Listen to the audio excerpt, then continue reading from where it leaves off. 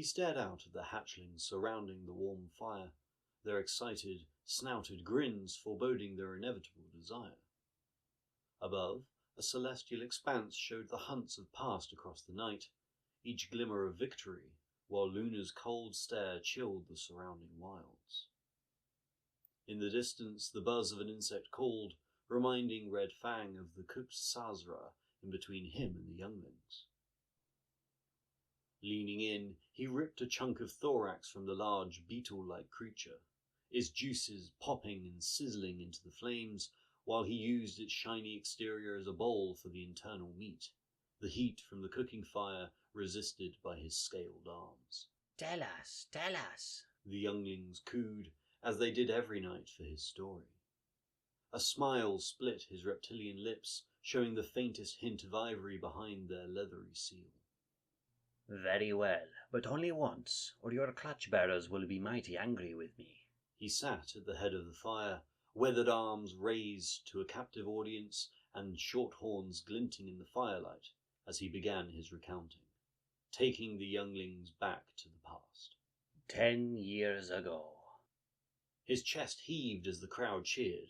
His opponent lay defeated before him, Red Fang's spear still loosely in their torso. His vision blurry but adrenaline high, his victory finally caught up to him, and he raised his arms to the reaction of the audience. They cheered louder, but his attention was instead focused on a large podium, raised like a spire from the stadium's seating. There, a large man sat, a grin on his tanned face, while he languidly held a tankard of some beverage Red Fang would never get to taste. The human was huge, formidable. Sinuous muscle bullet-pointed each span of his body, creating a landscape of rugged hills rising and falling with muscular strength. Red Fang narrowed his eyes, the sun beating them into submission as he craned to look at the master of the arenas. Another victory for the oldest champion, brutally cleaving down his long-time rival Heroth. Is there nothing that can stop him? Is there nothing that can defeat this reptilian lord of the arenas? Ira was not even enjoying this bout.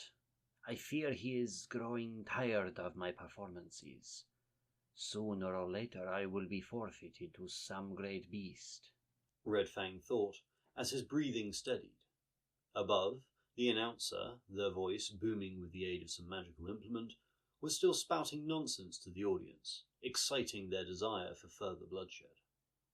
Meanwhile, Red Fang approached his defeated opponent gingerly, bending to retrieve his spear. The dead human had been a good friend to Red Fang. Almost all gladiators of the arenas were friendly to a degree, knowing that eventually they would be placed against each other left to sting. But it was better than having a rivalry behind the stadium. Only fools make enemies where they sleep, he whispered, remembering the first advice he gained from the arenas. It came from a long-dead fighter, a 4 iterations old champion who had helped him understand his first few weeks in his captivity. She was long dead now. With the crowd rearing for the next blood sport, they had all but forgotten him already.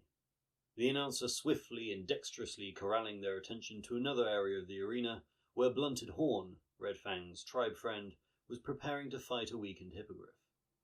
With his limelight lost, he retreated to the exit gate, which had opened for his swift departure, ready to seal behind him.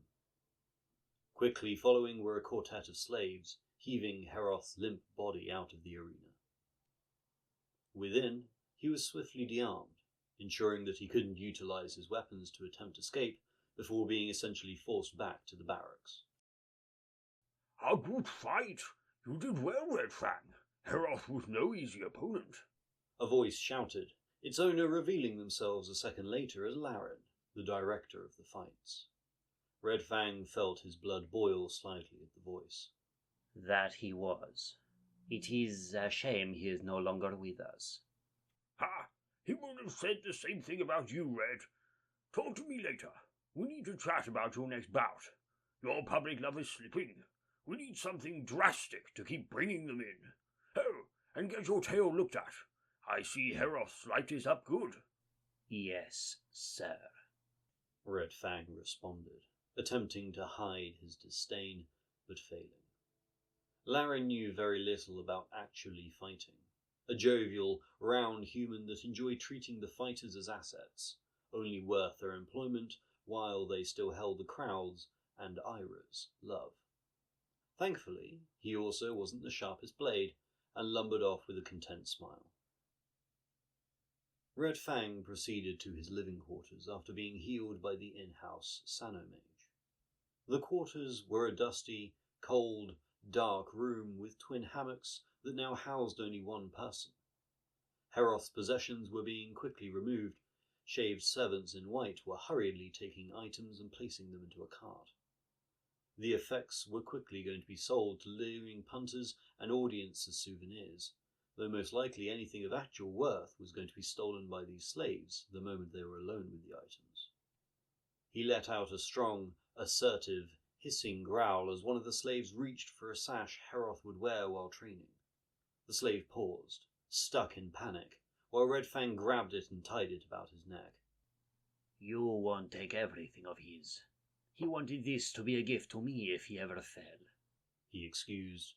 In reality, Heroth had intended for all his possessions to be left to Red Fang and vice versa, but they both had known how futile that intention had been.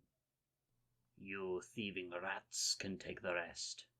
The slave he had stopped scowled, insulted, but knew they couldn't do much against his wishes, and instead hurried to the rest of his dead friend's belongings. He left the room, not wanting to watch the essential grave robbing taking place, and went to eat. Later that afternoon he returned to find a newcomer in his bunk. It was a young, elven woman, lithe and taut in musculature.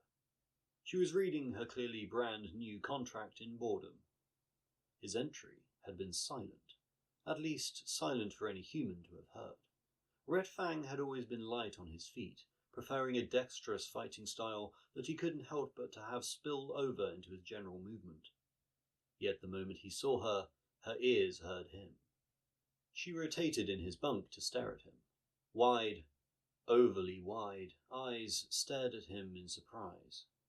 He had never liked elven eyes. The few that he had seen were unsettling, strangely ancient on a young face that belied its age. They unnerved him. You are in my bunk, he stated flatly, causing a perceived ocean of tension to fill the room. Oh, I'm sorry, I didn't realize, she replied, her voice lyrical as most elven voices were, before she quickly rolled out of his hammock, effectively neutering the tension. She brushed herself down, her cut, short tunic losing some creases before she held her hand out. I'm Awlin. He studied her for a moment, stunned at her brazen, childlike demeanour, before gingerly taking her hand and shaking it. I would have taken the other bunk if I had known, but it's a bit low. She looked behind her, indicating the way the other hammock scraped the floor. Yes, Hera... He caught himself, clearing a tight throat. Its previous owner liked it low, said it helped his back. He stepped past her, approaching Heroth's old bunk. He grabbed it and tore it shorter, aiding the tear with his reptilian claws before tying it tighter. Is that more suitable? He asked, turning to find a smiling Awlin. Yes, thank you. She bounded over, her shortened tunic being slightly more revealing than he felt comfortable with. He outstretched a leathered and clawed palm, stopping her short. Oh, one moment. They always make the clothing you're given a bit too short. Makes you desperate to gain better clothes from your opponents in early bouts. He untied the now torn hammock's unattached side that was hanging uselessly from the centre pillar supporting the room, and handed it to Awlin. You can use the needle in my things over there. I assume you know how to weave. If you continue working around as you are, well, the men here are kind, but not beyond using force. Awlin looked partially shocked, but grateful. Oh, thank you again. If you want help, say. Otherwise, I'm going to do some training over there. He stalked over to an open area where Heroth and he had falsely bouted many times, and began exercising, burying the recent past in exertion. It wasn't long before Awlin grew tired of his grunts and kicking up of sand as he sparred the air. She was slowly sewing the new extension to her tunic, sitting in her undergarments to ease the job. She was clearly uncomfortable with the notion of being so revealed with a stranger, but to alleviate her boundless elven happiness and her dignity, Red Fang had turned away, continuing to spar at the wall. So, how did you end up here? She asked, after wincing at puncturing her finger with the needle. He paused, mid-jab, his tail extended for balance. How about you first? Bitterness tainting his tongue. That is a dangerous question to ask most fighters here. Oh, I'm sorry, I didn't mean to offend. She paused before continuing. I was sold by my parents. They fell in with this city a good while ago, ran up some debts. Eventually, they decided I was worth less to them than being able to escape this place. And here I am, really. Red Fang mulled over her words. It was not uncommon for her story to appear in the barracks of the arenas. In fact, it was more often than not the reason a fighter was down here. Well, I've shared mine. How about you? Her voice sprung up, burbling like a brook of bumbling happiness that just felt out of place in the bloodsport home of the city. He sighed, asking whatever aspect was listening why he had been suddenly stuck with her for a moment before her question brought him back to reality. I used to be free. Not in this city or country. I was a growing juvenile, strong but inexperienced. I was hunting for my tribe in the marshes when I found a wounded man on the road. Good eating, I thought, so I brought him back. It was a ruse. He was not injured, not unconscious. I should have stabbed him to make sure when I found him. He was a lie. When I returned with him, my leader praised me for hunting down such a meal. It was Ira. Single-handedly he felled anyone who met him in combat that night. As he rose from our cage, we kept our food in. With our greatest warriors gone, he held our women and hatchlings at knife point until we did what he asked. He abducted our entire tribe.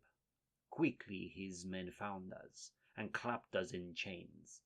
We were marched to this city. Our males were separated and placed in these barracks. As for the rest of my tribe, I do not know. It has been a year since then. I only hope they died quickly, nor escaped. Awlin remained in silence, her previous bubbliness subsiding at his tail. He began to feel awkward. I hope you are able to pay off your parents' debts soon, Awlin. I may have been taken from my home, but it sounds to me like you never truly had one. For now, at least, take comfort knowing that you have family here. The fighters look out for one another. It is a creed to ensure bouts remain in the arenas. Awlin remained quiet. I'm aware I said earlier that the men here are not beyond using force. I wasn't lying, but you have been lucky to bunk with me. They won't try anything, especially once your tunic is lengthened. Have you any martial traits? A strangled sob cut him off. He turned instinctively and found Awlin's scrunched face above a covering of old hammock and tunic. It seems everything had finally caught up to her. Red Fang carefully approached, unsure how to deal with a crying woman not of his race, and as he struggled with the concept, he noted how her sadness, an elf's sadness, struck a deep chord of anguish in him as well. Memories of his tribe flooded back, melancholy and sour.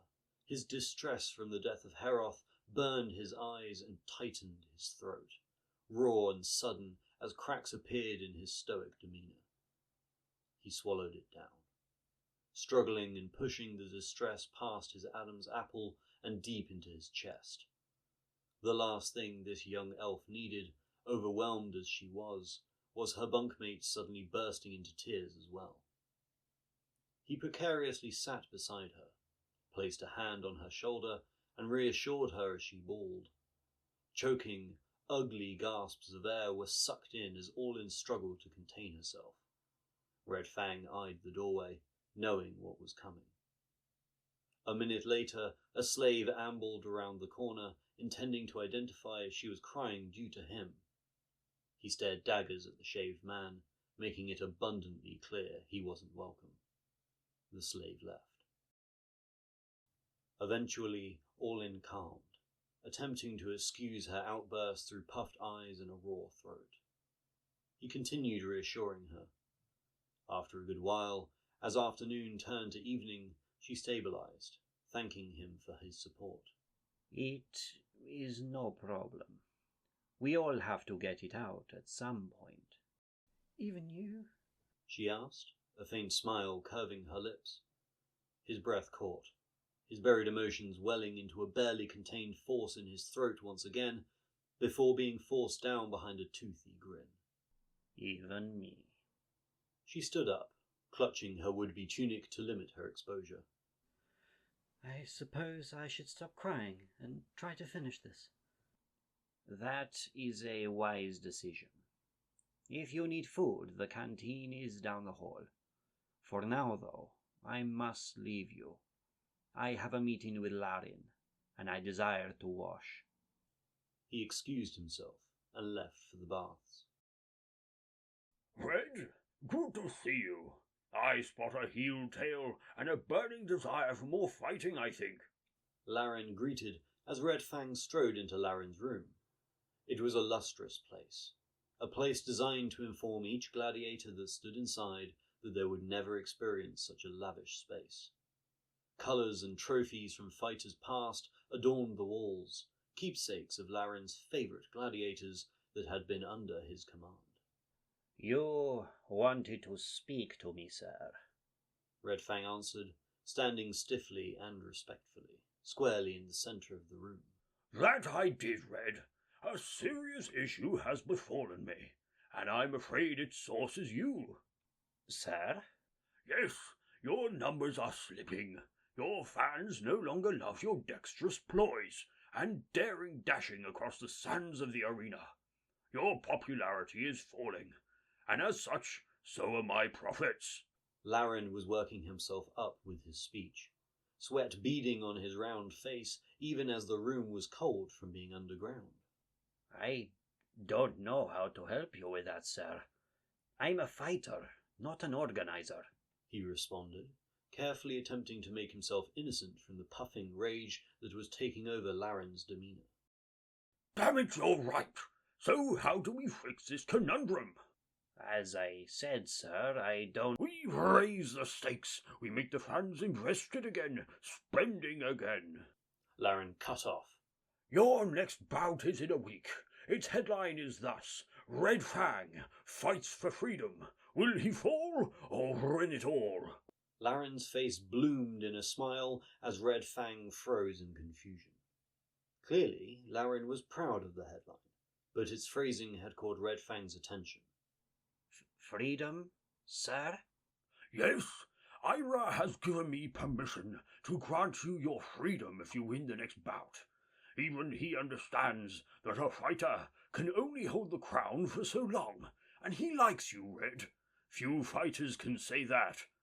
Red Fang was gobsmacked, completely taken aback by the news.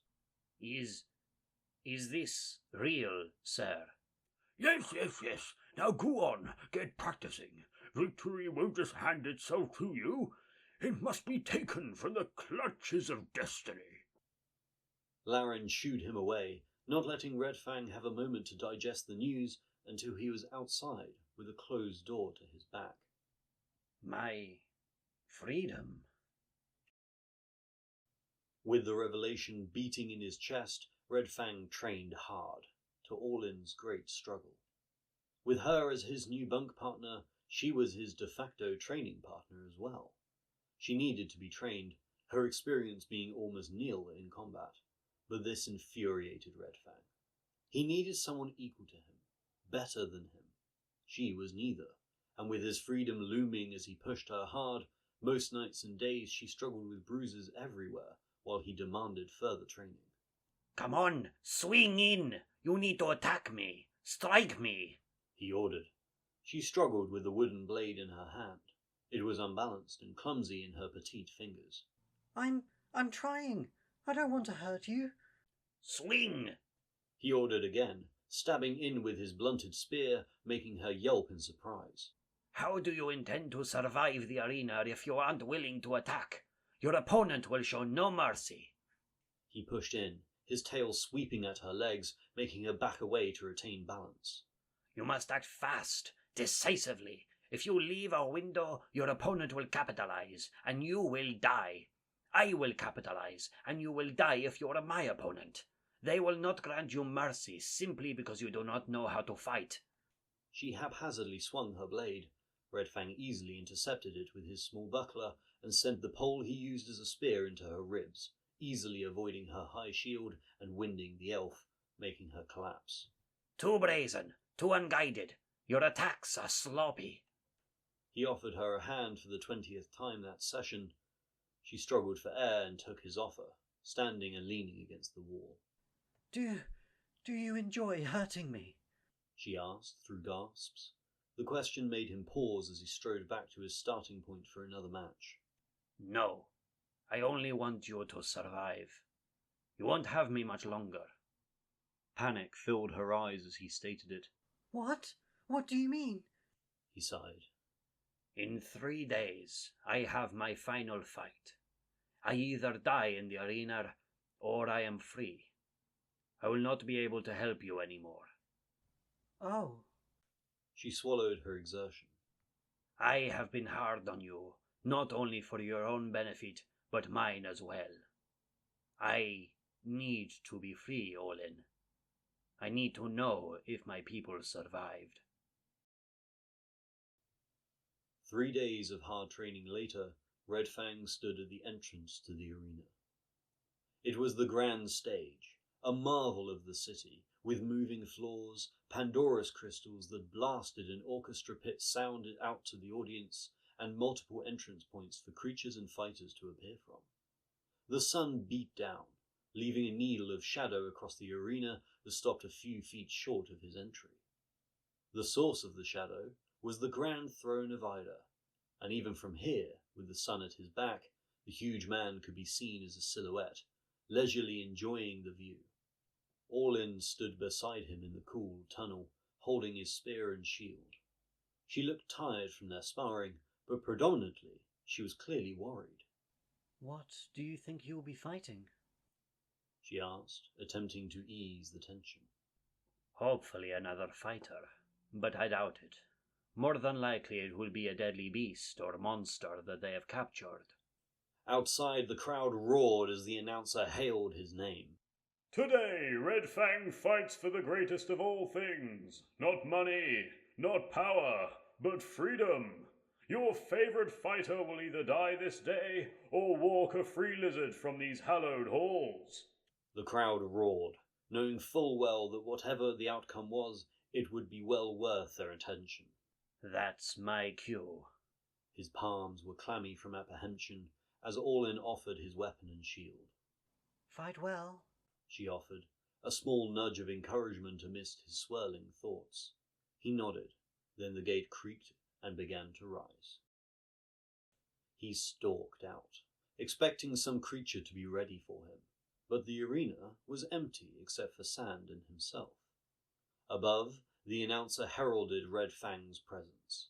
And here he is, Red Fang, the scaled skewerer, the tailed terror, your fighter! Again the crowd roared until he stepped to the middle of the arena when they suddenly fell quiet. Red Fang looked around, prepared for an ambush, but above, Ira stood. I have a gift for you today, my dear friend. The lizard who captured me all that time ago. His voice boomed across the stadium, commanding everyone to listen despite the hushed gasps at his words of being captured. Now, of course, he didn't succeed. Ira continued. You lost a lot that day, Red Fang, and now you can regain it all. Ira waved his hand, allowing the announcer to continue while he sat back, gulping a large draught from his beverage.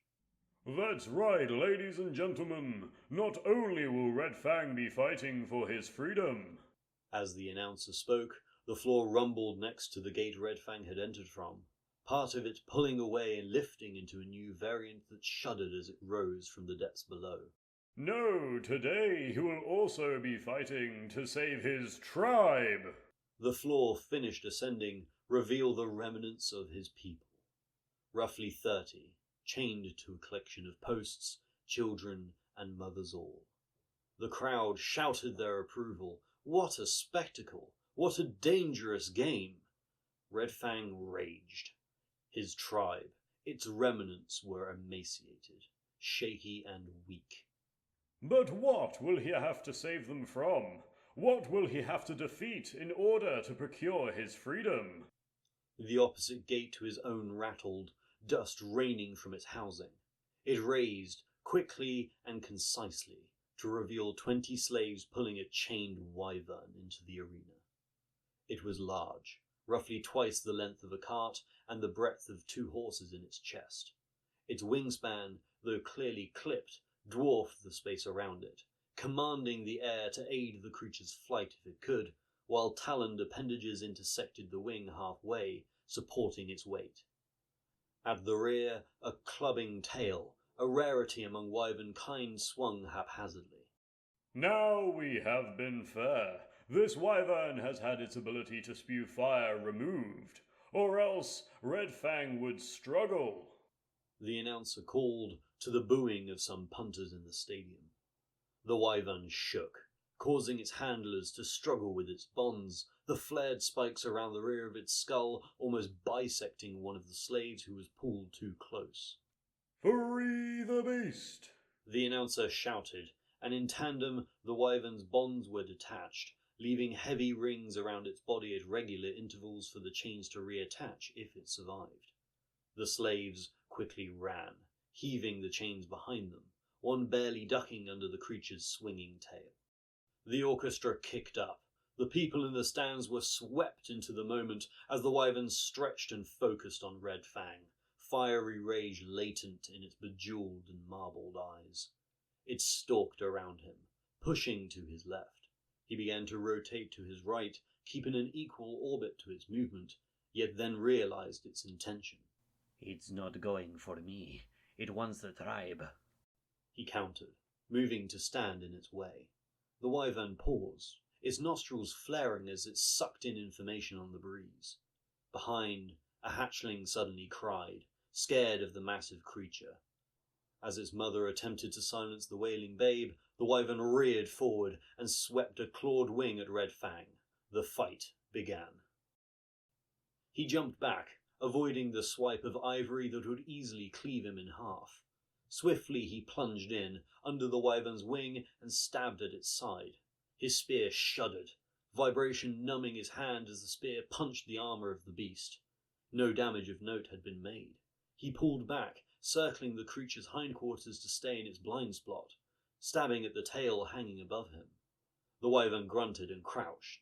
A moment later, it launched backward, its wings very much still working for gliding, and created distance between itself and Red Fang. Already he was tired. This had not been what he was expecting, and he had struck no vitals on the creature. It seems our arena king may have met his match, the announcer called from above. In front, the wyvern's chest swelled, and its head reached out. Red Fang, across the arena, dove for cover. Yet nothing came. Even the wyvern seemed confused, snapping its jaws shut in infuriation at its lack of fire-breathing. Red Fang sprung back to his feet, the wyvern now charging forward as its confused anger focused on him. A deadly charge! The announcer stoked the fire of the audience as the wyvern galloped closer. Red Fang looked to his left, identifying the cowering members of his tribe attempting to not draw the wyvern's attention. He ran right, causing the wyvern to turn its charge.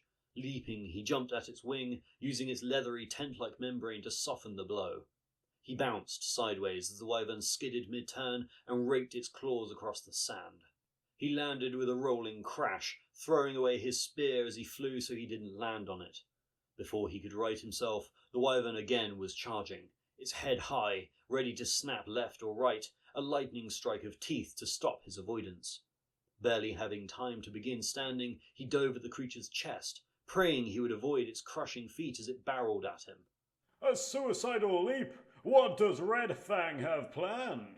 The announcer heralded as he rolled between the thundering talons of the wyvern.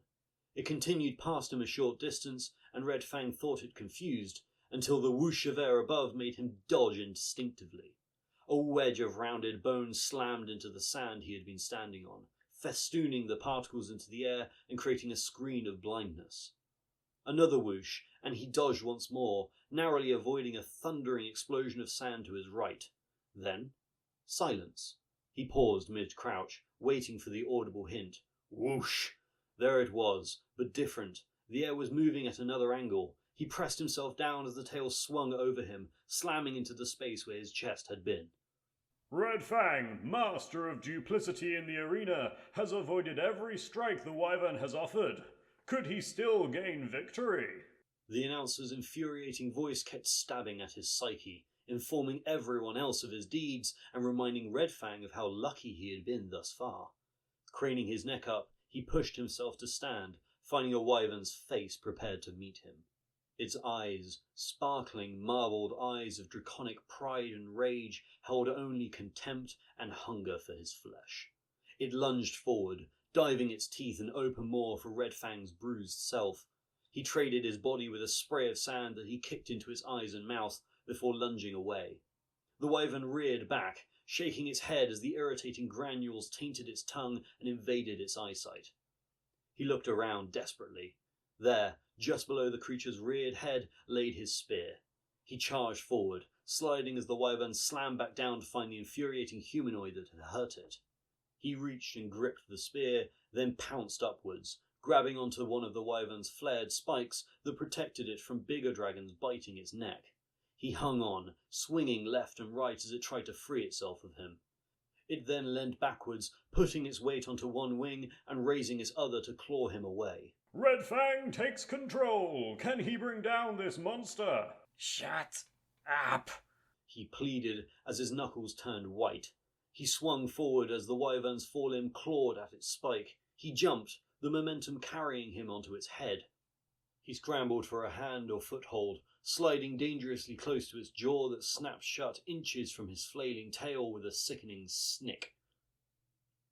Finally, able to balance himself, seated on its nose, the wyvern's eyes met him once more.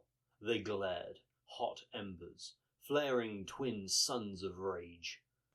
He pulled his spear hand back and thrust, punching into the wyvern's eye socket with a horrid pop. The wyvern roared, the sound vibrating his bones as the creature flailed in pain. He shoved harder, barely avoiding a blind swipe from its forelimb as he sunk the spear up to his scaled hand. Hot, steaming blood poured from the wound, tainting the golden sand below. A definitive strike! Red Fang, deadly as always. He may have just felled the beast.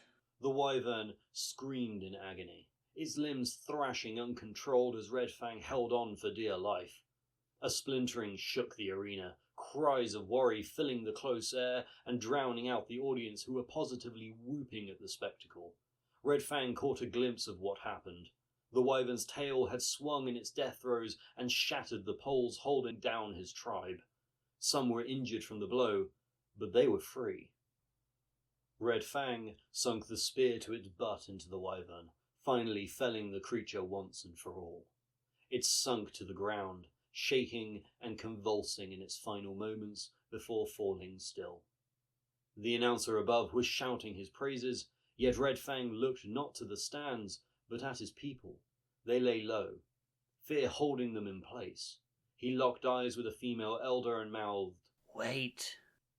He hoped she understood. Ida stood from his podium, the audience hushing themselves at his presence. Well, Red Fang, It is truly an honor to see you stand victorious. A fight for the ages this has been. Single-handedly felling a wyvern is no small feat. Why, only myself could have also done such a remarkable act of valor. Red Fang stood, appreciative of the attention as his tribe carefully ensured their freedom from the posts. Ira continued, stoking his ego at finding such a remarkable fighter, and exclaiming what a terrible shame it would be to lose him. Red Fang breathed heavily, recovering from his fight all the while until his cue came to raise his arms in victory as Ida offered a toast to him. Finally, his offer to leave was made, and he spun to rid himself of the arena. The gate raised and Ida turned away, proclaiming a great feast in Red Fang's honor. All eyes were on the massive man. Red Fang turned and briskly walked to the gate beside his tribe. Upon reaching it, he motioned "Now!" and ran inside, slamming his buckler into the slave who operated the gate. A stampede of his tribe rushed in, barely noticed immediately by the exterior audience thanks to Ira's grandstanding. Inside, Awlin jumped in fright. What? What are you doing? She stammered, barely avoiding the pressing rush of women and hatchlings as they charged past. Getting out of here. Are you interested, or would you rather remain? Awlin hesitated for a half-second. Oh, all right, but where's the way out? Red Fang grabbed a new spear from a nearby rack and threw one to her. Just up the hall, but we won't make it without allies. He rushed past her and bolted into the barracks, bowling over Laren, who was drinking and celebrating the recent fight. Oi! Red, what are you doing? He struggled and huffed from the floor. Fighters, I leave now with my people. You can leave too. Take up arms with me and escape.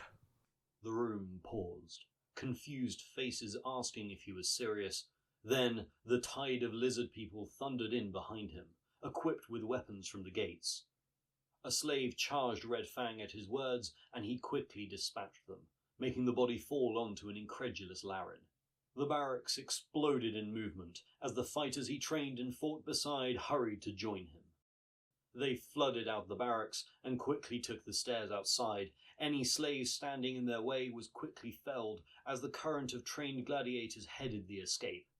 At the top of the stairs, the gate slowly lowered, cutting off their exit. Red Fang drew back his arm and launched his new spear far. It sunk into the barely visible slave operating the gate handle, stopping their containment. Bursting out onto the streets, they fled for the exits of the city, confusing guards as they ran past and alarms being raised behind them. They rushed the external gate from the inside. The guards, unused to seeing such a horde attack the city's walls from within, were stunned for a moment, and that moment was all Red Fang's group needed. They swept through the gate and out into the wilds, alarms flaring across the city as they went. So, there you have it, little ones. The tale of our tribe's freedom. The fire had become low as Red Fang finished the tale, memories welling up in the dying flames. Before him, a tribe in their hundreds sat, listening to his story as it finished. The hatchlings, sitting close and in awe of him, stared for a short moment, their eyes glowing in the embered firelight, before they were taken to bed by their mothers. Do you have to dramatize it so much? A voice called from behind, and he turned to see Awlin sitting at her tent entrance. I thought you were away in the forest with your people. And miss your recounting? Of course not. Though I am much better at sparring than I was then. Maybe even better than you. She teased. Maybe so. I am considered old now, and I haven't seen you in months. Well, how about we see? Your scales may be greying, but I doubt your muscles are. She jumped up, lithe as ever, and strolled over, throwing him his spear, a smile in her elven eyes. They made him comfortable now.